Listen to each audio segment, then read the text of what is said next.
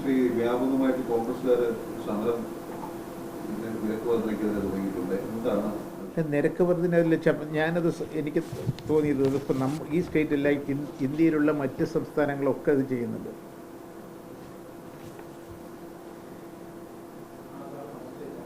ഇപ്പോൾ കേരളം നമ്മൾ 16 പൈസയെ വന്നിട്ടുള്ളൂ 24-25. 2025-26 12 പൈസ, 2026-27 0, പിന്നെ വർധനവില്ല.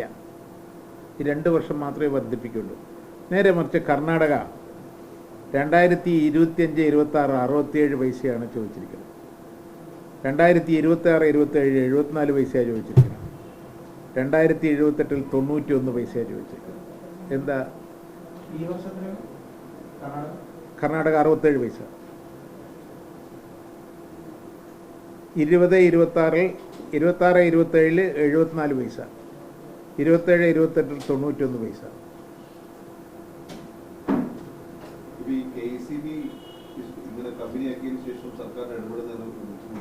പിന്നെ ഇടപെടാൻ അധികാരമില്ല. നമുക്കൊരു പോളിസിയിൽ അങ്ങനെ നിവൃത്തിയില്ലാതെ വന്നാലേ ഈ 108 പ്രയോഗിക്കാൻ പറ്റുള്ളൂ. കമ്പനി ആക്കി തന്നെ ഇൻഡിപെൻഡൻ്റ് ആയാലും അവർക്ക് വർക്ക് ചെയ്യാൻ വേണ്ടിയിട്ടാണ്. നമ്മുടെ അടുത്ത് ചോദിച്ചിട്ടൊന്നുമില്ല കരാർ വയ്ക്കലോ ഒപ്പിടുന്നതൊന്നും. അവരത് ഇൻഡിപെൻഡൻ്റ് ചെയ്യും. അത്ര സർക്കാരിൻ്റെ ഇടപെടേണ്ട വന്നാൽ മാത്രമേ ഇതിൽ ഇടപെടാനുള്ളൂ അധികാരമുള്ളൂ.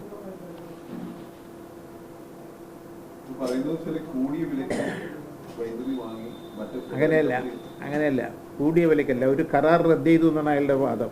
ആ റദ്ദ് ചെയ്തതിൻ്റെ ഞാൻ കാരണം നമ്മളെല്ലാം ചെയ്തത് റെഗുലേറ്ററി കമ്മീഷനാണ് റദ്ദ് ചെയ്തത്. അതിനെതിരായി 108. അതെ അതെ, അന്ന് അതിൽ ടെൻഡറൊന്നും ഇല്ലാണ്ട് മേടിച്ചത് എന്തൊക്കെയോ പറഞ്ഞിട്ട് ഒരു പരാതിയിലാണ് അത് ചെയ്തത് റെഗുലേറ്ററി കമ്മീഷൻ. പക്ഷേ നമ്മൾ ആ കമ്മീഷൻ്റെ റിപ്പോർട്ട് 108 പ്രകാരം നമ്മൾ അധികാരം ഉപയോഗിച്ചുകൊണ്ട് അത് പുനഃപരിശോധിക്കണം പറഞ്ഞത് പുനഃപരിശോധിച്ചു. പക്ഷേ കമ്പനി എന്ത് ചെയ്തറിയോ, സാധനം തരില്ലാതായി, വരില്ല തരാറില്ല. അപ്പോൾ അതിനെതിരായി നമ്മൾ അപ്പറ്റൽ ട്രൈബ്യൂണലിൽ പോയി, അവസാനം സുപ്രീം കോടതി വരെ പോയി. സുപ്രീം കോടതി നമ്മുടെ വാദം അംഗീകരിച്ചേണ്ട അപ്പറ്റലിനെ വിചാരണ ചെയ്യാനുള്ള തീരുമാനമെടുത്തു.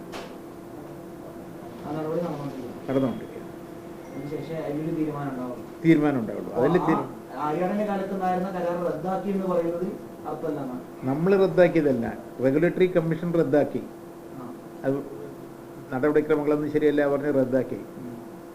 അതിന് 108 പ്രകാരം നമ്മളത് ചെയ്യാൻ പാടില്ല എന്നുള്ള നിർദ്ദേശം കൊടുത്തു.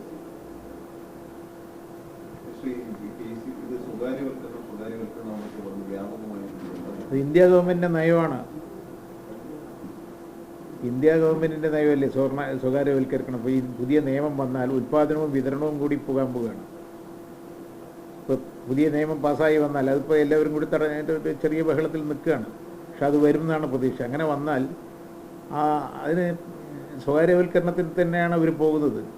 അത് നമുക്ക് എത്രത്തോളം തടയിടാൻ, കേരളം മാത്രമാണ് അങ്ങനെ ഒരു തടയിടൽ നടത്തിയിരിക്കുന്നത്. നമ്മൾ സംയുക്ത പ്രോജക്റ്റ് പോലും എടുക്കുന്നില്ല, നമ്മൾ തന്നെ ചെയ്യാമെന്ന് പറഞ്ഞിട്ടാണ്. ഇപ്പോൾ നമ്മൾ കുറേ പ്രോജക്റ്റുകൾ ഇപ്പോൾ എടുക്കുന്നുണ്ട്. നമ്മൾ ഹൈഡ്രോ പ്രോജക്റ്റുകൾ തന്നെ 3000 TMC വെള്ളം ഉണ്ടെങ്കിലും 300 TMC നമ്മൾ ഉപയോഗിക്കുന്നുള്ളൂ. ഇപ്പം തന്നെ 5 പ്രോജക്റ്റുകൾ 15 കൊല്ലം 20 കൊല്ലമായി. അതാണ് ഇപ്പോൾ ഈ ഗവൺമെൻറ് വന്ന ശേഷം വളരെ തീവ്രമായി നിന്നുകൊണ്ട് ഇപ്പോൾ 2 പ്രോജക്റ്റ് പൂർത്തിയാക്കി, ഇനി 2 അങ്ങനെ 200 മെഗാവാട്ട് വരും. വന്നാൽ അത് നമുക്ക് ചുരുങ്ങിയ ചിലവിൽ ഇലക്ട്രിസിറ്റി ഉൽപ്പാദിപ്പിക്കാൻ സാധിക്കുന്നതാണ്. അതിലേക്ക് നമ്മൾ ശ്രദ്ധിക്കില്ല. അതിൽ കുറച്ച് നിങ്ങളെയും എനിക്ക് കുറ്റം പറയണം. എന്താ വെച്ചാൽ, ഒരു പ്രോജക്റ്റ് വരുമ്പോൾ ഒരാൾ ബാഗും കൊണ്ട് നിങ്ങളുടെ ഓഫീസിൽ വരും. ഓഫീസിൽ വന്ന് മൃഗങ്ങൾക്ക് അങ്ങോട്ടും ഇങ്ങോട്ടും പോകാൻ കുഴപ്പമുണ്ടെന്ന് പറഞ്ഞാൽ നിങ്ങളതെടുത്ത് ആ പ്രോജക്റ്റ് അവിടെ നിൽക്കുന്ന ഒരു സ്ഥിതിയാണ് ഇപ്പോൾ നിലവിലുള്ളത്. ചെന്നിത്തല നമുക്ക് വേണമെങ്കിൽ അദ്ദേഹമായിട്ട് നേരിട്ട് ഞാൻ സംസാരിക്കാൻ തയ്യാറാണ്. എവിടെയാണ് ഞങ്ങൾ ചെയ്ത് തെറ്റി, നമുക്കിതിലൊന്നുമില്ല, ഒരു വിഷമവുമില്ല. നമ്മൾ ഏത് റെക്കോർഡ് വേണമെങ്കിലും കാണിച്ചു കൊടുക്കാം. മനസ്സിലായില്ല? അതിലൊന്നും യാതൊരു വിഷമമൊന്നുമില്ല. ഇതിൽ ഒളിച്ചു വെക്കാനൊന്നുമില്ല. നമ്മളെന്തെങ്കിലും ചെയ്താലല്ലേ ഉള്ളൂ.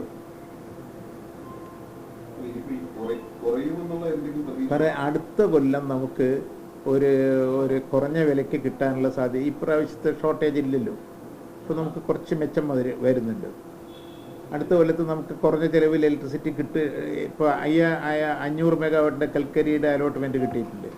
അതും ഉൽപ്പാദന ഏതെങ്കിലും ഒരു കമ്പനിയിൽ ഏതെങ്കിലും ഒരു ഫാക്ടറി ഇതിൽ വെച്ചിട്ട് ജനറേറ്റിംഗ് സ്റ്റേഷനിൽ വെച്ചിട്ട് അത് ഉൽപ്പാദിപ്പിച്ചാൽ അതും നമുക്ക് കുറഞ്ഞ് കിട്ടുകയാണെങ്കിൽ അതനുസരിച്ചിട്ട് ഉപഭോക്താക്കൾക്കും കൊടുക്കാൻ തന്നെ. ഇപ്പോൾ ചെയ്യട്ടെ. ഇപ്പം തന്നെ ഇത്രയൊക്കെ വർദ്ധിച്ചു. നിങ്ങൾ ശ്രദ്ധിക്കാത്ത ഒരു കാര്യം, പകൽ 10 പൈസ കുറച്ച് കൊടുക്കാൻ തീരുമാനിച്ചല്ലോ.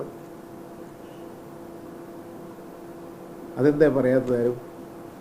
അതുകൊണ്ട് എത്ര ഗുണമുണ്ട്? ആ 10 പൈസ കുറച്ചത് കൊണ്ടുള്ള ഗുണം എന്താ അറിയോ? പകല് ഗ്രൈൻഡിങ്ങും വാഷിംഗ് മെഷീനും ഉപയോഗിച്ചാൽ ആ ചാർജ് വർധനവേ എഫക്റ്റ് ചെയ്യില്ല. പകല് 10 പൈസ കുറച്ചത് വാർത്തയായി വന്നില്ലല്ലോ.